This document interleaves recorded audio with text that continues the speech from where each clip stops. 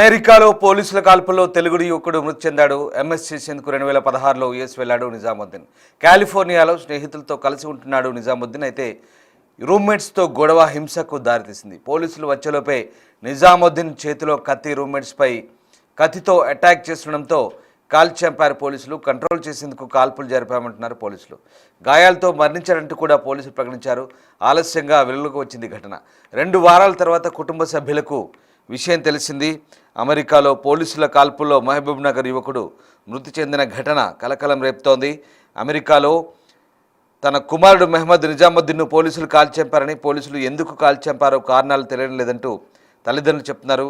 విదేశాంగ శాఖ మంత్రి జయశంకర్కు మృతుడి కుటుంబ సభ్యులు లేఖ రాశారు. ఈ విషయంలో చొరవ తీసుకొని వీలంత త్వరగా మృతదేహాన్ని స్వదేశానికి తీసుకురావడంతో సహకరించాలని కోరుతున్నారు.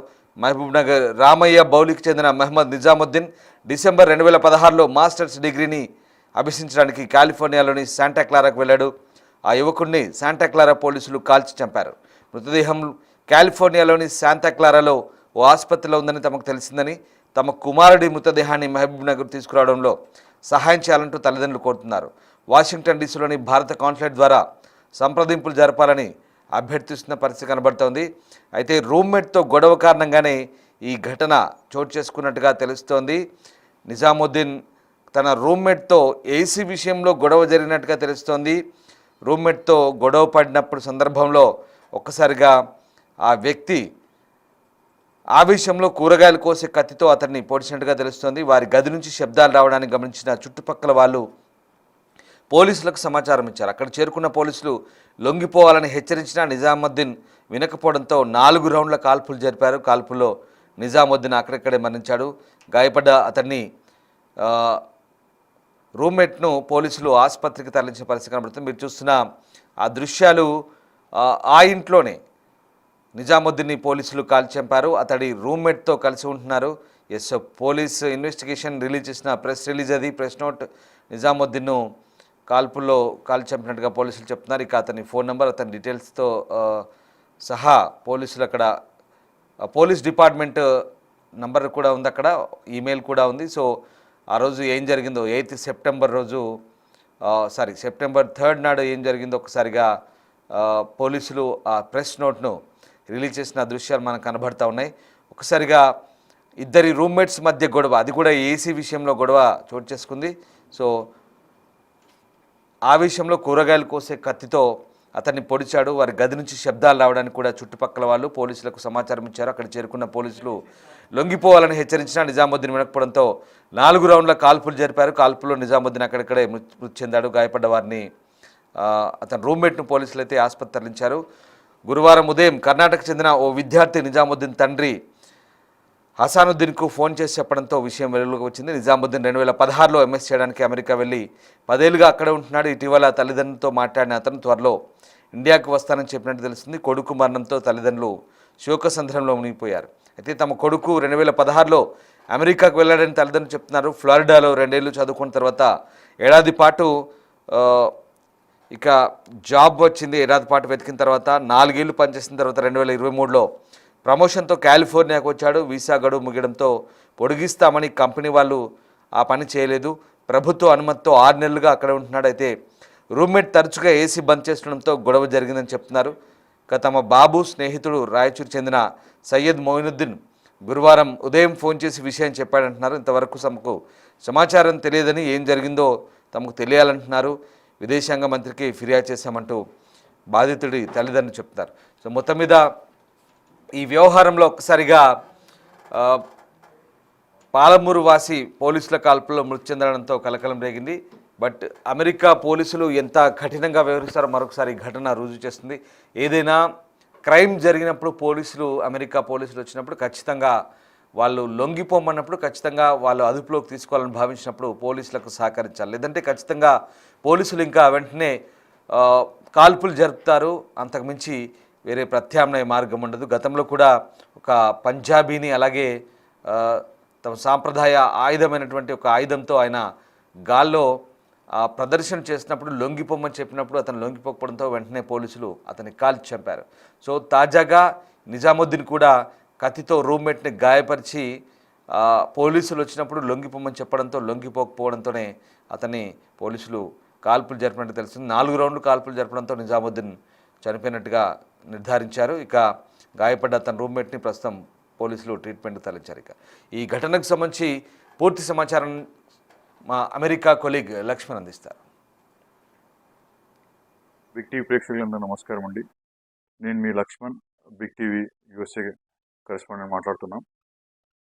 మనం ఈరోజే మనకు న్యూస్ వస్తూ ఉంది. యాక్చువల్గా ఒక తెలంగాణ వాసి కాలిఫోర్నియాలో పోలీస్ షూటింగ్లో చనిపోయారని చెప్పేసి ఆ వివరాలు మీకు తెలియజేస్తానికి వచ్చాను నేను ఇప్పుడు. బేసిక్గా అక్కడ ఏం జరిగిందంటే సిచ్యువేషను మనకు సెప్టెంబర్ 3వ తారీఖు తెల్లవారు అంటే ఆల్మోస్ట్ 6:18 లోకల్ టైం.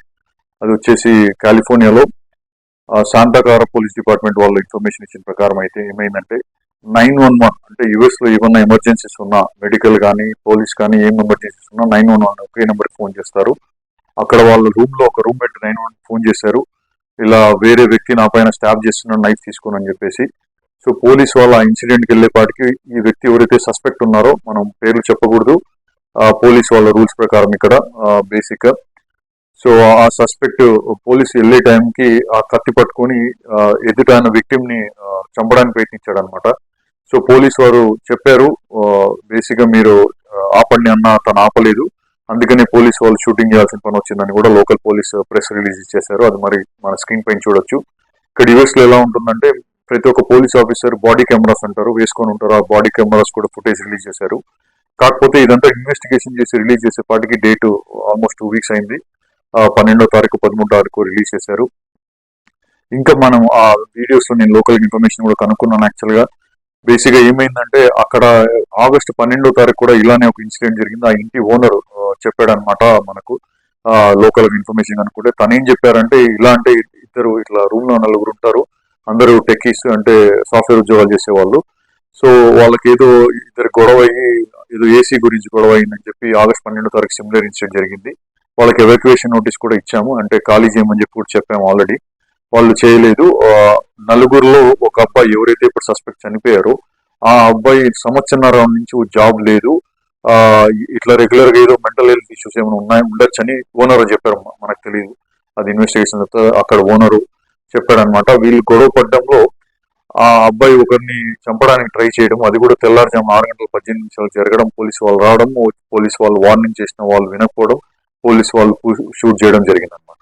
ఇప్పుడు ఎవరైతే ఆఫీసర్ ఉన్నారో ఆ ఆఫీసర్ వచ్చేసి లీవ్ లో ఉన్నారనమాట. ఇక్కడ యుఎస్ లో ఇలాంటి ఇన్సిడెంట్ జరిగితే అన్ని తరం ఇన్వెస్టిగేషన్ జరుగుతుందన్నమాట.